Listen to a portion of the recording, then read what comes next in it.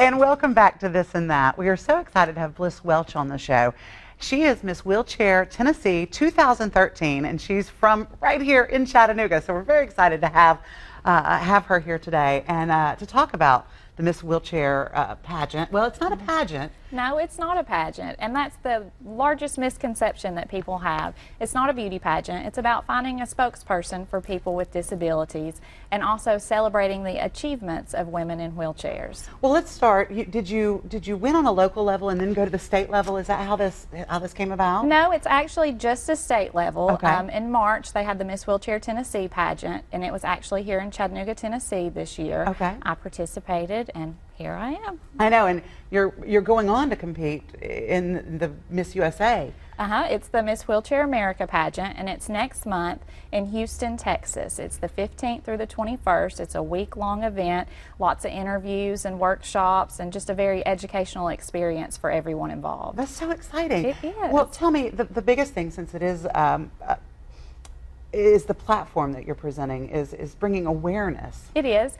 I decided to use media, especially social media, as a way to raise awareness about people with disabilities and the issues that we face. There's still a lot of architectural issues that we have to overcome every day. So I want to talk about that a little bit, and I also am sharing my story living with a disability. I'm a wife, a mother, I'm a student. You have a 20-month-old. I do. Keeps you busy. She sure does. So I'm sharing my story on blog and Facebook, and I also am taking nominees for other Tennesseans who are females that use wheelchairs to kind of shine the spotlight on them and say, you know what, you do great things in your community and you should be recognized for that. Now, when you go on to the next phase, which is next month, you're going to change your platform a little or add to it? I am going to add to it a little bit. Since March, I have participated in so many different activities, and one thing that I enjoyed above all else was visiting the local schools and having a chance to spend some time with the kids and read a story to them about a character in a wheelchair,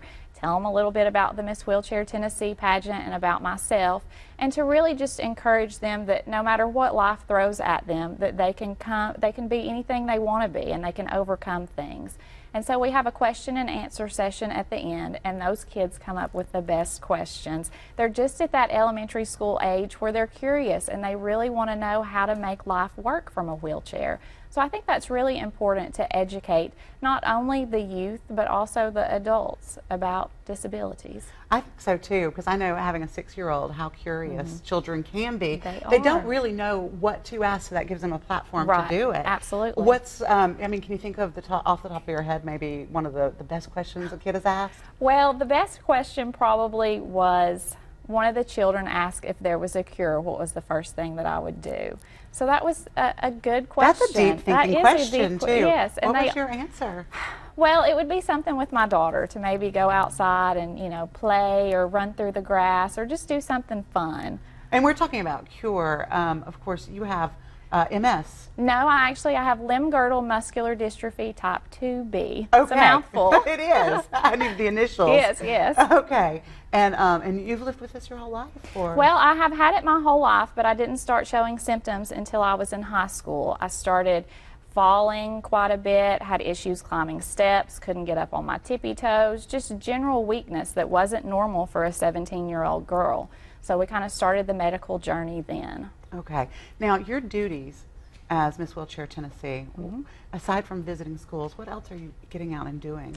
I went to Nashville a couple weeks ago, and I was a volunteer for the Special Olympics. I was a swim team place judge, which I really enjoyed because I used to swim on a swim team. I have also went and spoke at a spinal cord injury support group meeting. I threw out the first pitch at one of the Lookouts games. Oh, how fun. It's been so much fun. I toured the PerMobile facilities in Nashville. I'm getting a new wheelchair, so that was great to go up there and see their plant.